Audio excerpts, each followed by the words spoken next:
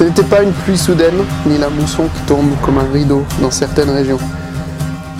Ce n'était pas une tempête, avec des vents déchaînés ou des vagues qui mouillent le ciel pour y laisser un goût salé.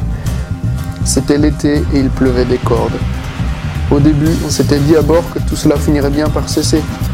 Une bonne pluie pendant quelques jours, puis viendrait la calmie. Pourtant, le message était clair. 40 jours et 40 nuits de pluie. Noé comprit vite que ce n'était pas une métaphore. Je viens de vous lire un extrait du roman que j'ai écrit, publié l'année dernière, qui s'appelle L'Arche. C'est le tome 1 d'une trilogie. C'est donc une histoire qui est basée sur les aventures de Noé telles qu'on peut les lire dans la Genèse, au chapitre 6 et 7.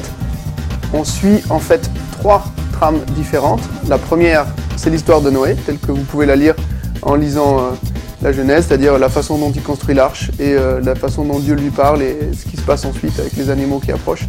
Et à chaque fois que dans la Bible il y avait un point puis une majuscule, j'ai laissé parler mon imagination en me disant qu'est-ce qui s'est passé entre les deux.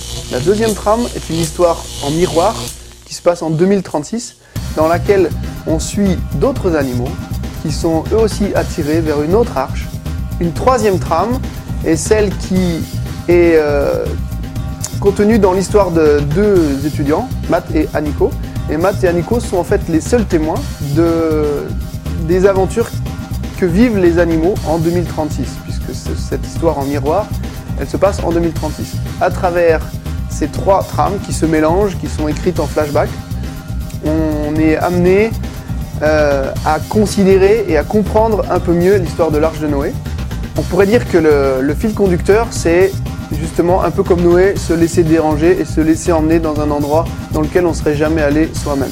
C'est ce qui se passe avec Noé qui construit une arche de manière absurde, puisqu'il construit une arche au moment où tout va bien et puis parce que Dieu simplement lui a parlé.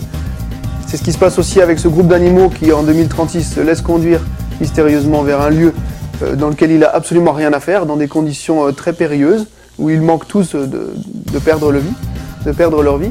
Et enfin, c'est ce qui se passe aussi avec ce couple d'étudiants, Matt et Aniko, qui sont témoins surpris et bouleversés des événements auxquels ils assistent en 2036 et qui vont se laisser aussi déranger, se laisser entraîner sur une piste qui n'était pas du tout celle qu'ils avaient prévue pour eux. On est conduit en lisant ce roman dans à la fois une démarche de foi et d'abandon qui correspond à ce qu'on peut vivre dans la vie chrétienne.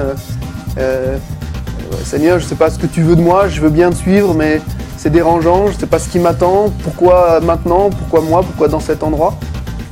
Et à partir de là, il y a un regard sur soi qui est différent, ce qui fait qu'on ne peut pas vivre comme si tout était prévu à l'avance, comme si on avait un calendrier sur les 10 prochaines années, et qu'on sent qu'on a besoin de se laisser déranger dans ce à quoi on est confronté, dans ses certitudes.